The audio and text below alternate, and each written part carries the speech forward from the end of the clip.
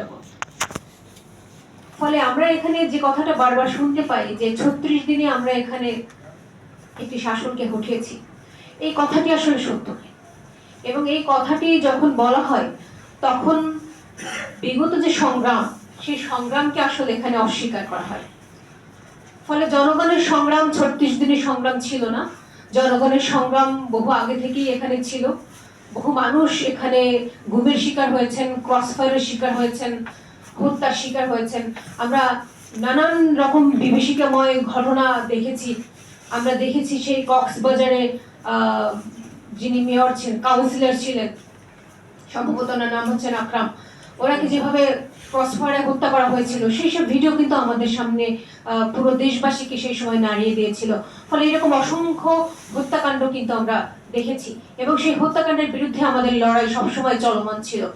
তার ধারাবাহিকতায় জুলাই গণঅভ্যুত্থান এখানে সংগঠিত হয়েছে।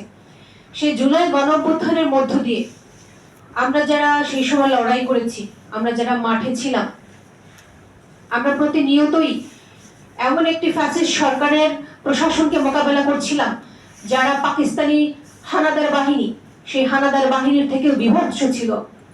আমরা 1971 সাল দেখিনি, কিন্তু আমরা জুলাই গণঅভ্যুত্থানে ঢাকার রাজপথে যে অবস্থা দেখেছিলাম, আমি আসলে জানি না যে 1971 সালের সময়ে ঢাকার রাজপথের অবস্থা সেরকম ছিল কিনা। ফলে 1971 সালের সময়ে পাকিস্তান হানাদার বাহিনীর বিরুদ্ধে আমাদের এই পূর্ব বাংলার মানুষজন লড়াই করেছিল এবং সেই পূর্ব বাংলার মানুষজনের লড়াইয়ের আমাদের যে আমরা যারা তাদের উত্তরসূরি রয়েছি, আমাদের মধ্যেও তো সেই রক্ত রয়েছে। ফলে সেই লড়াইয়ের ধারাবাহিকতায় আমরা এই জুলাই গণঅভ্যুত্থান সংগঠিত করেছি। ফলে এই জুলাই গণঅভ্যুত্থানে আজকে যখন আমরা দ্বিতীয় বার্ষিকী পালন করছি, এসে আমরা এখানে শিরোনাম দিয়েছি যে জনগণের হাতে ক্ষমতার পথ। তাহলে এখানে আমরা বলতে পারি যে আসলে জনগণের হাতে ক্ষমতার কতটুকু আসলো। এখানে যখন জুলাই গণঅভ্যুত্থান সংগঠিত হয়েছিল, কোটা সংস্কার আন্দোলনের মধ্য দিয়ে সংগঠিত হয়েছিল, আপনারা জানেন। এবং সেই আন্দোলনের মধ্যে আসলে এরকম কোনো ঘোষণা কোথাও ছিল না যে এই সরকারকে এখান থেকে উচ্ছেদ করা হবে।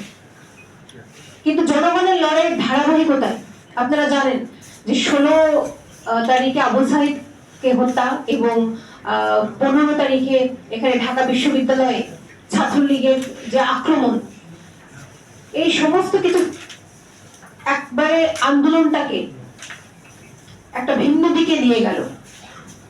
বিগত সময়ের যে শোষণ, বিগত সময়ের যে নিপীড়ন, নির্যাতন, সেই নির্যাতনের বিরুদ্ধে মানুষের যে ক্ষোভ, সেই ক্ষোভ কিন্তু আস্তে আস্তে উপচে পড়তে শুরু করলো। এবং আপনারা জানেন যে এখানে 18 তারিখে প্রাইভেট ইউনিভার্সিটির শিক্ষার্থীদের উপরে পুলিশের যে ব্যাপক হত্যাযজ্ঞ, সেই হত্যাযজ্ঞ কিন্তু আন্দোলনকে একটা ভিন্ন মোড় দিয়েছিল। এখানে প্রাইভেট বিশ্ববিদ্যালয়ের শিক্ষার্থীরা যে রাজপথে নেমে এসেছিল, সেটা কোনো বিচ্ছিন্ন ঘটনা ছিল না। আপনারা জানেন যে 2018 সালে এখানে নিরাপদ সড়ক আন্দোলনের দাবিতে ঢাকার রাজপথ সেই কিশোর